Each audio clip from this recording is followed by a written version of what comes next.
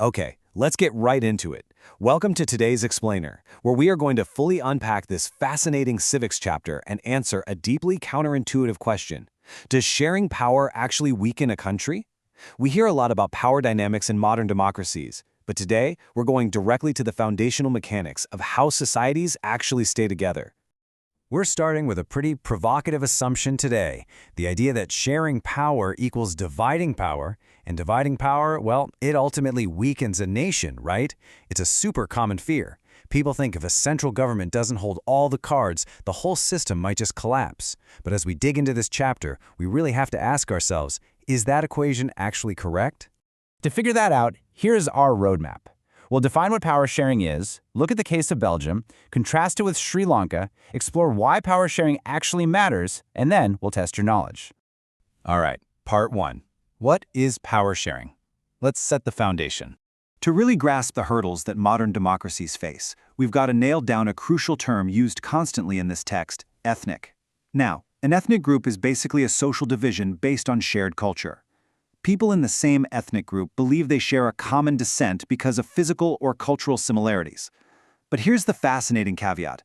They don't necessarily have to share the exact same religion or nationality. It's really all about that shared cultural descent.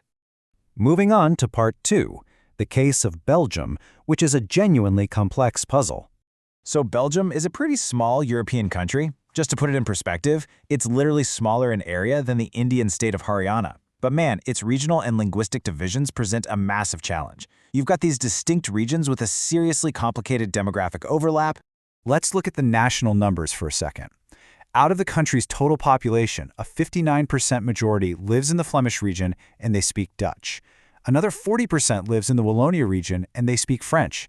And the remaining 1% of Belgians, they speak German. So at the national level, the Dutch speakers hold a very clear majority. But let's zoom in on the capital city, Brussels. Brussels flips this national demographic entirely on its head, presenting a super unique problem. Over in the capital, 80% of the population speaks French, while only 20% speaks Dutch. Wild, right? You can probably guess what happened next. This demographic inversion created a total pressure cooker situation. The French-speaking community, even though they were a minority nationally, was relatively rich and powerful. The Dutch-speaking national majority naturally resented this, especially since they got the benefits of economic development and education way later. So severe tensions flared up between the two communities during the 1950s and 1960s.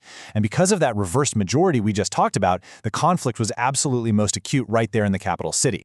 So, the million-dollar question is, how did they handle it?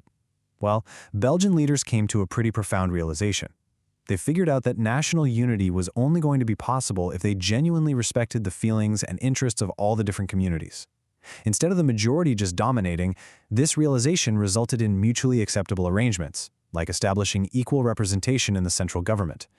Basically, they chose to share power. Okay, part three. Let's look at the Sri Lankan contrast and the real cost of majoritarianism. The text provides Sri Lanka as a stark, contrasting example to Belgium. While Belgium chose accommodation, Sri Lanka shows us exactly what happens when a country takes the exact opposite approach to diversity.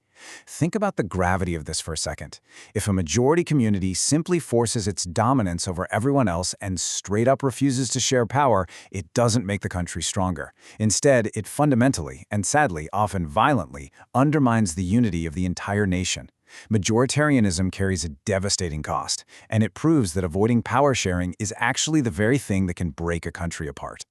Which brings us to part four, why power sharing matters. Let's dig into the theory behind the practice.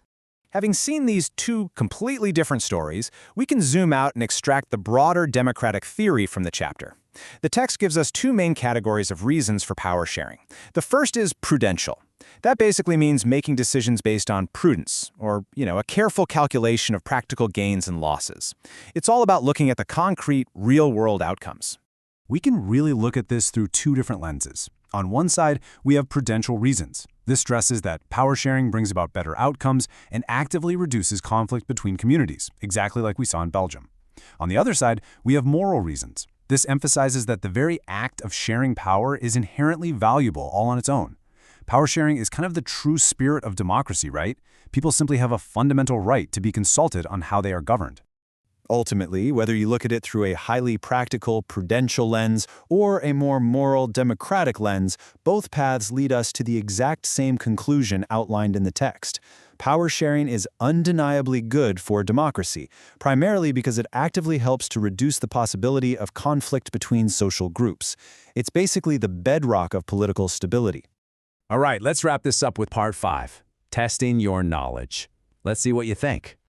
To really lock in our understanding of this chapter, let's step into the shoes of 3 students from the text's exercises. First up, we've got Thaumann. Thaumann argues that power sharing is necessary only in societies which have religious, linguistic, or ethnic divisions. So he essentially sees it as a highly specific tool for specifically divided places. Next, we have Mata Hai. He takes a slightly different angle, concluding that power sharing is suitable only for big countries that have regional divisions. So for him, it's mostly a matter of geography and scale. And finally, there's Usef. Now, Usef takes a much broader, more universal view.